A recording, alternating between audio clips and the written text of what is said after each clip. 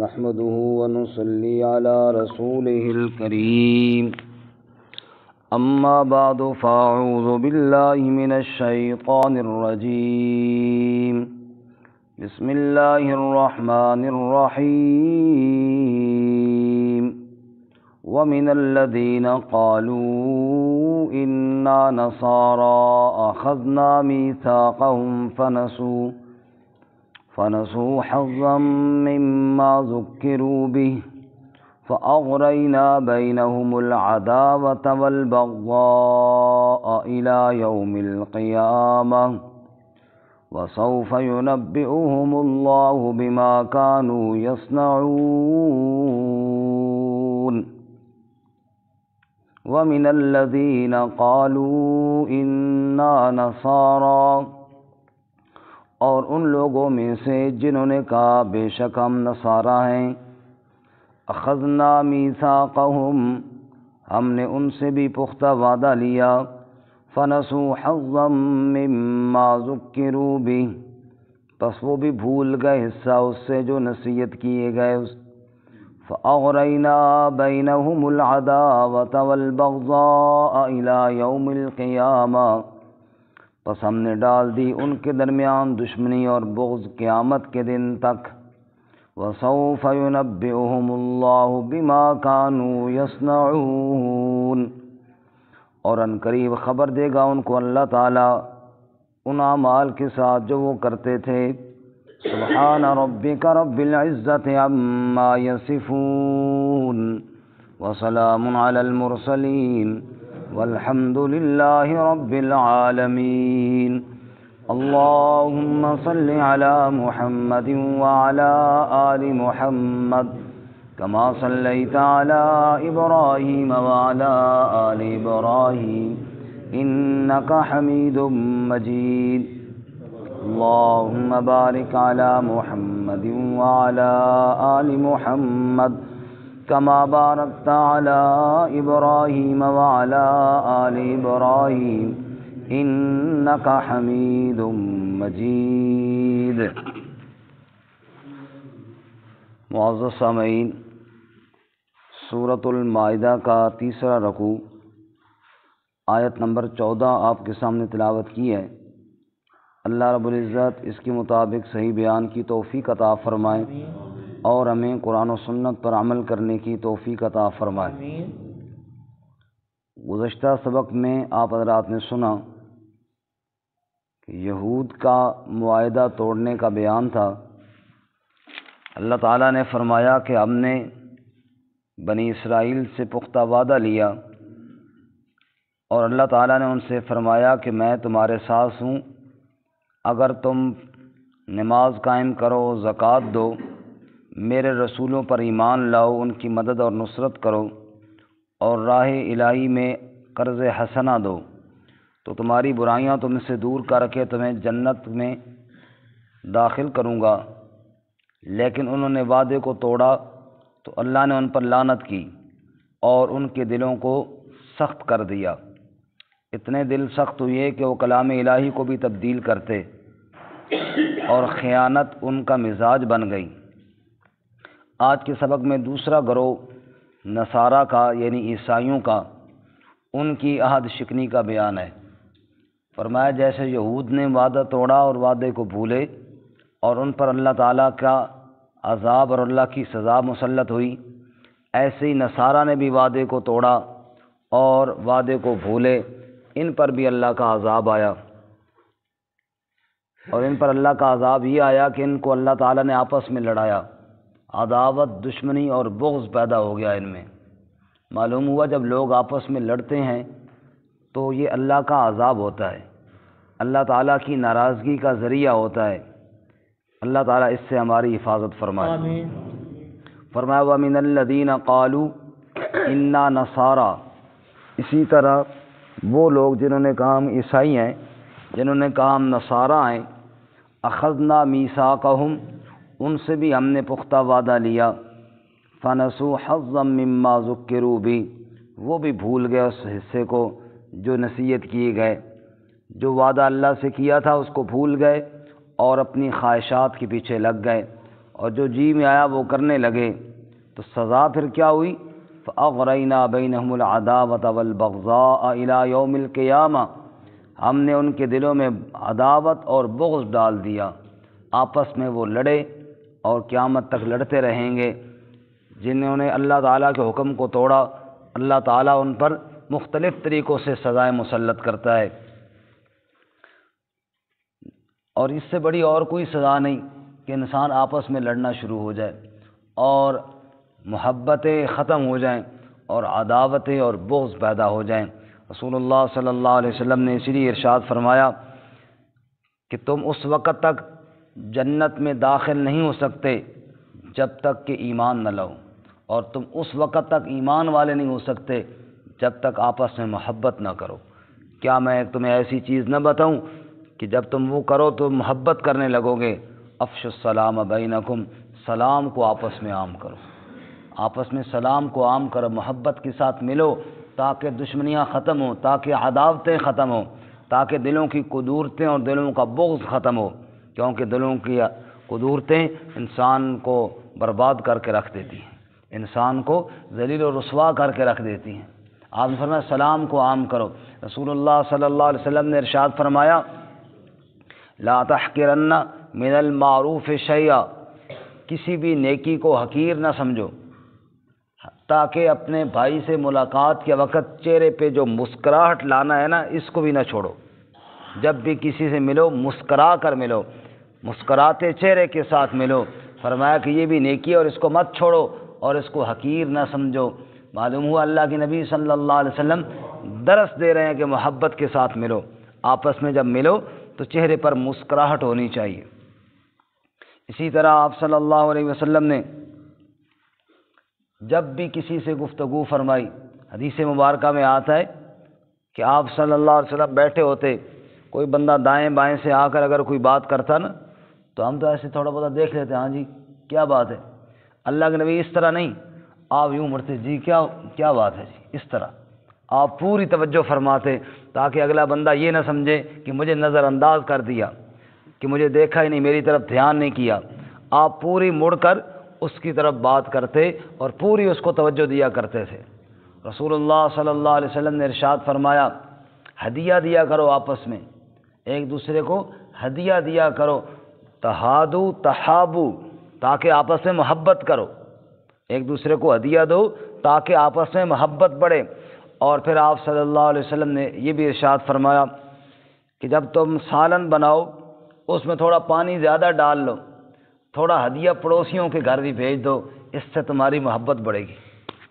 اور آپ نے یہ بھی ارشاد فرمایا کوئی پڑوسن کسی پڑوسن کو ہدیہ دینے میں عار محسوس نہ کرے، اگرچہ بکری کا ایک کھوری کیوں نہ ہو، یعنی یہ نہ کہے کہ میرے پاس اب دینے کے لیے کوئی چیز نہیں ہے۔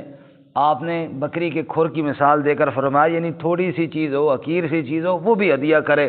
مقصد یہ ہے چیز کھانے کا بھوکا کوئی نہیں ہوتا، بندہ اخلاق کا بھوکا ہوتا ہے۔ جب اچھے اخلاق سے تم پیش آؤ گے لا محالہ اگلا بندہ بھی تمہارے ساتھ اچھے اخلاق سے پیش آئے گا، یہ قدورتیں ختم ہوگی، یہ نفرتیں ختم ہوگی اور یہ بغض ختم ہوگی۔ تو اس لیے فرمایا جب انہوں نے وعدہ توڑا نا نصارہ نے، تو فَأَغْرَيْنَا بَيْنَهُمُ الْعَدَاوَةَ وَالْبَغْضَاءَ، ان میں عداوت اور بغض پیدا ہوا، اور عداوت اور بغض کا پیدا ہو جانا یہ اللہ کی ناراضگی کی نشانی ہے، یہ اللہ تعالیٰ کی طرف سے ناراضگی کی دلیل ہے کہ آپس کے اندر عداوتیں اور دشمنی اور بغض پیدا ہو جائیں۔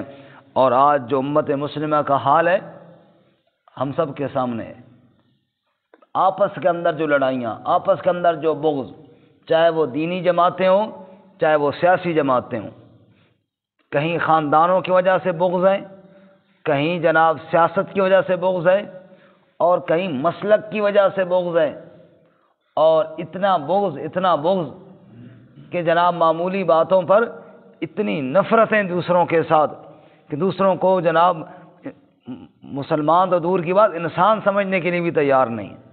ایسی نفرتیں اور ایسے بغض یہ اللہ کی ناراضگی کی نشانی ہے۔ اللہ اس سے ہمیں نکلنے کی توفیق عطا فرمائے۔ مسائل میں اختلاف بھی ہوتا ہے، مسائل میں اختلاف بھی ہوتا ہے، اسی طرح آپ کے پارٹی میں بھی اختلاف ہوتا ہے، مثلا آپ کسی سیاسی لیڈر کو پسند کرتے ہیں، دوسرا اس کو نہیں اچھا سمجھتا، وہ دوسرے کو پسند کرتا ہے، ٹھیک ہے، لیکن اس میں بغض اور اس میں نفرتیں اور یہاں تک بغض کہ دوسروں کو برداشت نہ کرنا، یہ اللہ تعالیٰ کا عذاب ہے۔ جیسے کہ یہاں پہ آپ سن رہے ہیں فَأَغْرَيْنَا بَيْنَهُمُ الْعَدَاوَةَ وَالْبَغْضَاءَ، جنہوں نے اللہ کے حکم کو توڑا ان میں عداوت اور بغض پیدا ہوا۔ تو اللہ تعالیٰ ہمیں بغض سے محفوظ فرمائے۔ دلوں کی جو نفرتیں اور کینہ ہے نا، یہ بہت بڑی بیماری ہے۔ رسول اللہ صلی اللہ علیہ وسلم نے فرمایا دعا کرو اللہم طہر قلبی من النفاق، اے اللہ دلوں کو پاک کر دے نفاق سے۔ جب دلوں میں نفاق آ جاتا ہے اور دلوں میں کھوٹ آ جاتا ہے، پھر اعمال سارے ضائع اور برباد ہو جاتے ہیں۔ اللہ کے نبی صلی اللہ علیہ وسلم بیٹھے ہوئی ہیں، صحابہ کرام بھی تشریف فرمائے، ارشاد فرمایا ابھی ایک شخص آنے والا ہے، اگر کوئی چاہے کہ میں جنتی بندے کو دیکھوں تو ابھی جو شخص آئے گا وہ جنتی ہے، اس کو دیکھ لینا۔ صحابہ کرام کو بڑا شوق ہوا کہ وہ کتنا خوش نصیب آدمی ہے کہ جس کے لیے زبان نبوت سے جنتی ہونے کی بشارت ملی۔ صحابہ شوق میں نظریں ٹکا کر بیٹھ گئے۔ ایک شخص آئے، وضو کیا ہوا ہے اور جناب الٹے ہاتھ میں جوتے پکڑے ہوئے ہیں اور قطرے گر رہے ہیں داڑھی سے پانی کے۔ آئے، نماز پڑھی، چلے گئے۔ سب نے دیکھا اچھا یہ وہ خوش نصیب ہے۔ اتفاق کی بات دوسرے دن آپ نے پھر فرمایا جنتی آدمی آنے والا ہے، جس نے دیکھنا ہے تیار ہو جاؤ۔ پھر وہی شخص۔ اب تو صحابہ کرام کو اور شوق ہوا کہ یار یہ تو بڑی عظمت والے ہیں۔ تیسرے دفعہ پھر آپ نے فرمایا اب 3 دفعہ جس شخص کے لیے جنتی ہونے کی بشارت سنائی جائے اور وہ بھی اللہ کے نبی سنائے تو پھر وہ کتنی عظمت اور کتنی شان والا۔ اب صحابہ کرام کو یہ شوق ہوا کہ ہم دیکھیں تو صحیح عمل کون سا کرتا ہے، کیا اعمال ہے جس کی وجہ سے اتنی بڑی شان اور عظمت اس کو ملی۔ تو ایک صحابی کہتے ہیں میں اس کے گھر چلا گیا اور میں نے کہا یار میں گھر میں کوئی مسئلہ ہے، میں 3 دن یہاں ٹھہرنا چاہتا ہوں، کیا تم مجھے ٹھہرا سکتے ہو؟ اس نے کہا جی بسم اللہ، ہمارے گھر ٹھہر جاؤ۔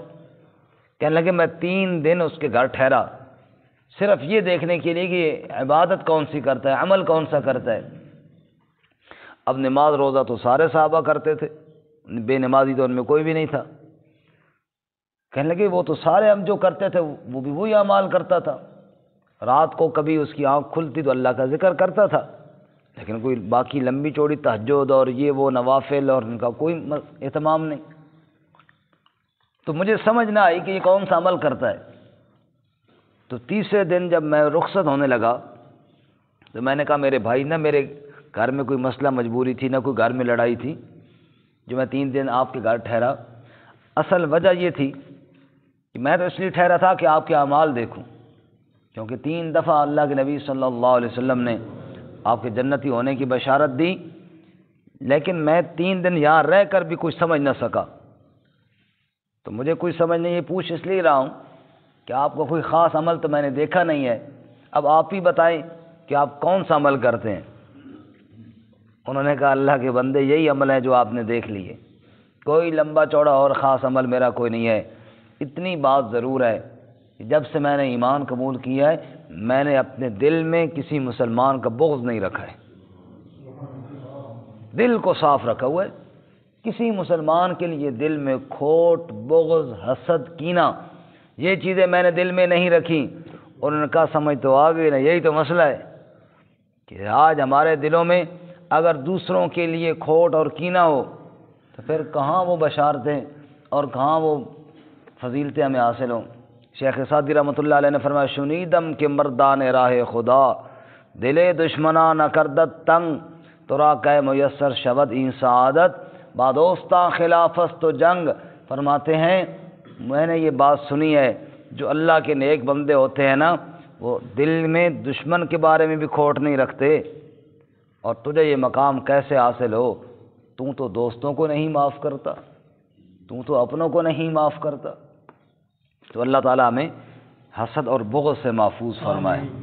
خیر، وَمِنَ الَّذِينَ قَالُوا إِنَّا نَصَارَىٰ أَخَذْنَا مِيثَاقَهُمْ، ہم نے نصارہ سے بھی پختہ وعدہ لیا، فَنَسُوا حَظًّا مِّمَّا ذُكِّرُوا بِهِ، وہ بھول گئے جو نصیحت کیے گئے تھے اور بڑا حصہ بھول گئے اس میں سے، فَأَغْرَيْنَا بَيْنَهُمُ الْعَدَاوَةَ وَالْبَغْضَاءَ، سو ہم نے ان کے درمیان دشمنی اور بغض ڈالا۔ یہ اللہ کی سزا ہے، یہ اللہ کی سزا ہے، دشمنی اور بغض الی یوم القیامہ، قیامت تک ڈالا۔ وَسَوْفَ يُنَبِّئُهُمُ اللَّهُ بِمَا كَانُوا يَصْنَعُونَ، اور ان قریب اللہ ان کو خبر دے گا جو وہ کرتے تھے۔ دنیا میں یہ سزا ملی کہ آپس میں لڑے، بغض پیدا ہوا، اور آخرت میں پھر جب رب کے سامنے جائیں گے پھر رب ان سے پوچھے گا کیا کرتے رہے ہو دنیا میں۔ رسول اللہ صلی اللہ علیہ وسلم نے ارشاد فرمایا تم میں سے ہر ایک بارگاہ الہی میں پیش ہوگا، اللہ اور اس بندے کے درمیان نہ کوئی حجاب ہوگا نہ کوئی ترجمان ہوگا، رب کے سوال ہوں گے اور بندے کے جواب ہوں گے۔ وَسَوْفَ يُنَبِّئُهُمُ اللَّهُ بِمَا كَانُوا يَصْنَعُونَ، جو دنیا میں کرتے رہے ان قریب اللہ ان کو اس کی آگاہ کرے گا۔ اللہ تعالیٰ ہمیں نیک اعمال کی توفیق عطا فرمائے، عداوت اور بغض سے اللہ ہماری حفاظت فرمائے۔ ترجمہ دوبارہ سنیں گے۔